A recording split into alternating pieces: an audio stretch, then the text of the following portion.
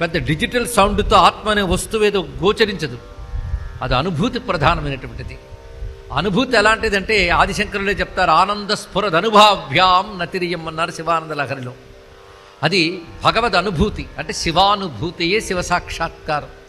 ఆ అనుభూతి ఎలా పొందుతాం అనేది ఇక్కడ చెప్పుకుంటూ శివానుభూతిని పొందే మార్గము, శివానుభూతి అంటే ఏమిటో చెప్పుకుంటున్నాం.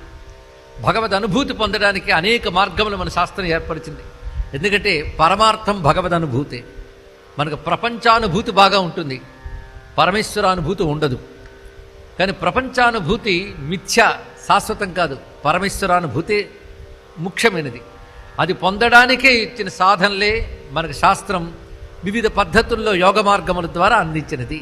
ఆ యోగం ఉపాసనా యోగం కావచ్చు, మంత్రయోగం కావచ్చు, ధ్యానయోగం కావచ్చు, కర్మయోగం కావచ్చు, జ్ఞానయోగం కావచ్చు.